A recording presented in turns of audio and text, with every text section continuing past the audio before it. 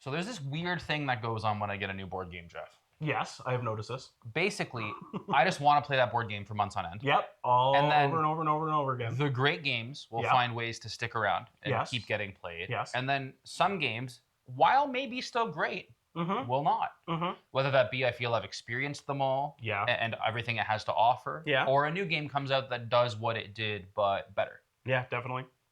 Today we're talking about 5 games each of us have cooled on. Yeah, catch you in a second.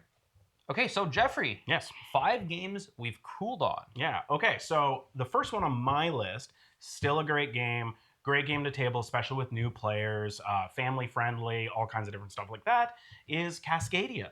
There's just so many games that we have been introduced to now, or haven't tabled as much, but we've been very interested in playing, that are of the same time scale for playing, the same weight. Yeah, Cascadia is super popular. It deserves to be where it is on the BGG, like top 100 and everything, but it's just, yeah, I'm just not that excited to table it anymore. Yeah, or at least at this point. It might come back. I get that. And our group still plays it. Like, I think Seth and co were playing that last week.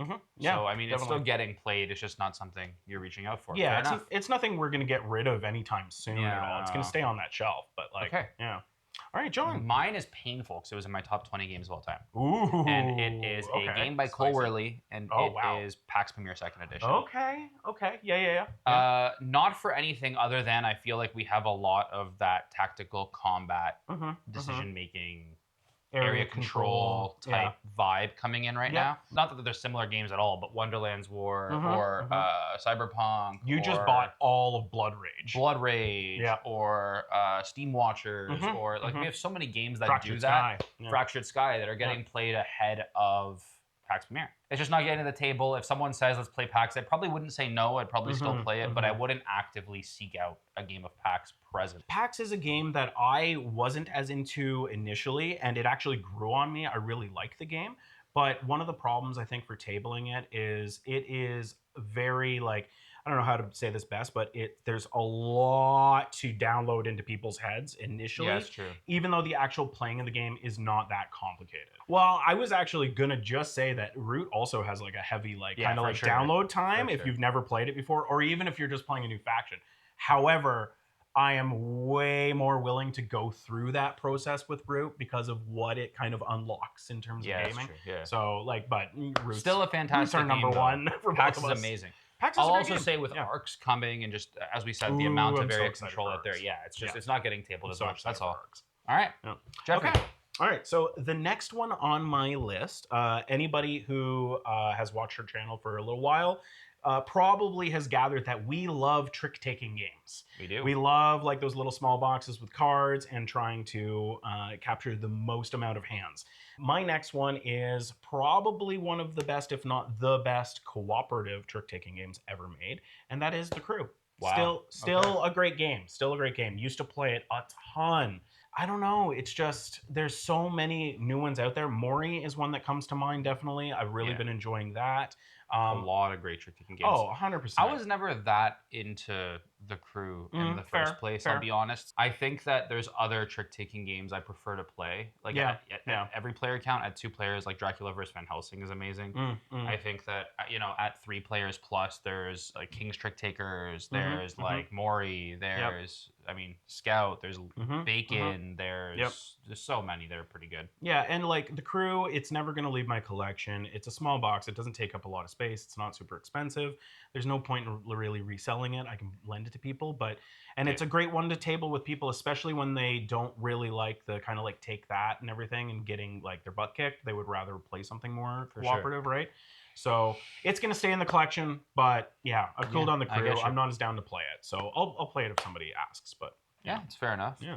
What's my next one is my second one on my list. Yeah. And that is also Cascadia. Oh, okay. That's surprising. For me, it's not because I'm not getting it to the table or I couldn't if I wanted to. It's because I would rather get like Acropolis or one of the new tile laying games played over Cascadia. Like Cascadia is very intelligent and the perfect scramble of like approachable and still like pretty thinky. If I'm trying to go out of my way to table something these days, it's something that I haven't played 30, 40 times. Yeah.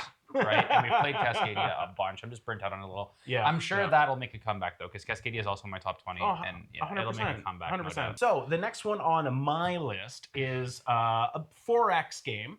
Okay. And it's one of the easier 4X games to table and download into your friends' brains if they haven't played it before. Okay. And I haven't played with the expansions yet, so maybe that'll change. What I do thought want it to try was those. Gone now. Oh, really? Yeah. Okay. What I would have guessed would have been difficult to play. Well, it is Northgard. Oh yeah, I Northgard. wasn't even close. Okay. No, there's other games that I'm definitely more down to play, more excited to play. Like I'd rather play a game like Root again, like we mentioned Root a lot, but it's an easy to table game, but it's kind of simple. There's not a ton of depth there. It's one, again, I'm gonna keep it. It's easy to teach. It is fun. It's a good game.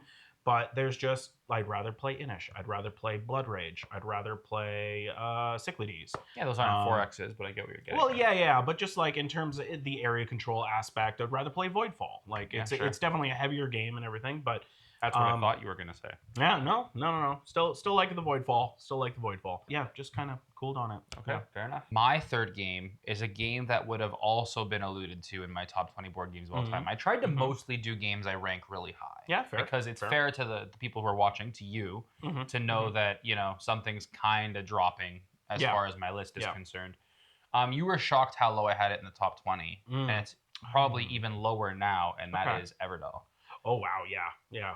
Everdell is just, it's still really, really great, but I feel like so many of those midweight to light midweight, like Euro games have come out since then. Yeah. There's a ton of them. And all of them probably stand on their own merits, and quite a few are good, and some are more difficult than others. It's now a fish in a sea of other fish, as opposed to being something super unique. A lot of games have that cute theme. A lot of games are like that midweight, like, I don't know, Bitoku or Devere Games is doing a bunch of them.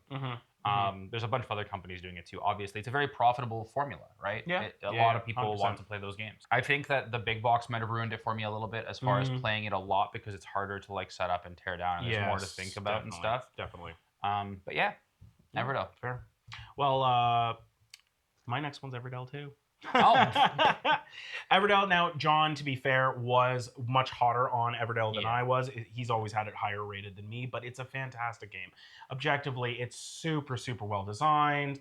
Yeah. It's not hard to teach to people after the first like couple rounds and everything. Like, people get the hang of how it works, so it's not hard to table, especially with new people. It's just one of those games I'm just not as excited. There's, like you said, there's other worker placement games that are out there that are just more enticing to me right now. So it's just not scratching the itch that I have right now, That's so fair. Yeah, I'm not surprised you cooled on Everdell, but yeah. Fair enough. All right. My next one is a game that's also highly regarded. It was in my top 5 games under $50. I still think it's a top 5 game under $50, no doubt. And it is by the Dr. Reiner Knizia, and it is Raw. Oh, wow. Okay. And it is almost purely because I think Modern Art is a better game as an auction game is concerned. Modern Art has been a lot of fun. It's easier to teach. It plays a lot faster. Yes. It's basically, like, it's not the same game at all, but it's still an auction game. And in the same time, for the same money, I'd probably rather play Modern Art. Yeah, Modern Art has been great, and I completely agree with that. Like, I was very hyped to play Raw, but yeah, Modern Art's great. I'd still break Raw out over Modern Art, depending on the group. Right? Yeah, fair. But I think Modern Art's a more appealing theme. I think the game is easier to approach. I think it plays a lot snappier and smoother. I think the bidding depth is a lot more per decision. Yes. As opposed to Raw, which is like, it's a lot of small things that add up in Raw, whereas in Modern Art, you're making big choices every time you make a choice. Yeah. And Raw, you're kind of trying to capitalize on the best time for you to start that auction, right? Yeah, it's just thematically, it's way more fun than, or at least interesting than Raw. But Raw is a super good game. But yeah, I get that. Yeah, so that's my number 2, Raw. Okay. My 4th one, I guess. Yes, Raw. your 4th. Yeah. Okay, so this is my controversial take. Uh-oh. Yes. It is very highly rated on BGG. It's a fantastically designed game. There's tons of things that I really, really like about it. But my 5th one is Ark Nova. Yes. That is slanderous. I know. My Hank's going to be upset as well. Jeffrey. I know, right? But Ark Nova, I've played it. I don't know him. Yeah, I know. I don't know him. Ark Nova is a very, very, very well designed game. I love how the action selection works with the cards, and every action that you take, everything shifts over. They get more powerful. Sure. You upgrade those cards. I like the tile placement and everything. There's so many things that are great about the game. But for the amount of time that's invested into playing that one, and honestly, what it really comes down to is the theme. The theme just doesn't grab me as much. Like, we are building a zoo. There's cute animals and cool animals and stuff, and that's nice. But like, I'm like, I want some bombs going off. I want some swords coming out. I want some like or whatever. But it's just the theme. Guys, I think the theme doesn't grab me. me. We've just verified that Jeffrey doesn't like heavy Euro games. That's what it is. That's all it is. Heavy Euro games are off. Off. Take the mechanisms and how Ark Nova functions and put it into a post-apocalyptic like scenario. You mean where there's conflict directly? So it's well, not a Euro game. not necessarily. You can be building your settlement, I'm building my settlement, and my settlement ends up being better. That's great. It's the same thing you're doing in Ark Nova. It's just I don't really have that much interest in building a zoo. That's a hot take. It's a fantastic game. Genuinely, if it was Ark Nova base game, I'd probably agree with you. I think that Marine... That's mostly what I'm talking about. Marine fixes Ark Nova a lot. It speeds it up by like an hour. It's a lot better. Anyway. Yeah. Okay. Ark Nova, you're allowed to have incorrect opinions. Yeah. It's fine. All right. You're probably going to think my last one's also an incorrect opinion. So this is a game that I want to stress I was super hot on. I played it like 9 times in a row. I have an idea of what this might be. I played the ever-living heck out of it. I made every group play it. Have I been wanting to play it a lot lately? Yes, yeah, probably.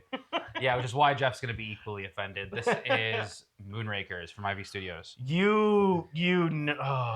Now, far less controversial than Ark Nova. That's fair. Wild. That's fair. Now, Moonrakers is still a fantastic game. Yeah.